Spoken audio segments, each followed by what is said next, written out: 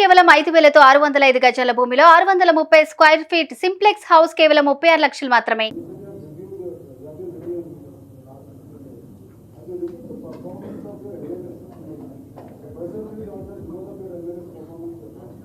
I'll get into the detail at a later point. ఎందుకంటే we have reviewed everything, but it has been mostly internal. అందరితో చాలాసార్లు ఈ మధ్య కాలంలో కలుసుకున్నాము, మాట్లాడుకున్నాం, but mostly it has been internal. I think elaborate on that later.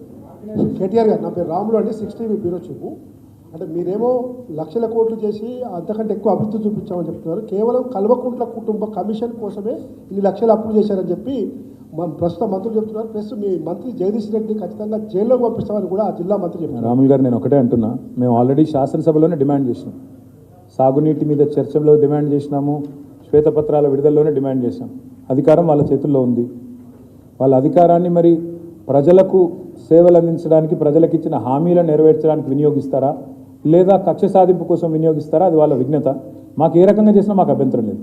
A enquiry అయినా, ఏ commission అయినా, ఏ రకమైన ఆదేశం ఇచ్చుకున్నా వాళ్ళు మాకు అభ్యంతరం లేదు.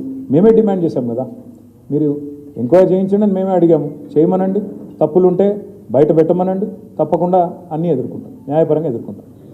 స్వామి HMTV, మీరు ప్రభుత్వ రంగంలో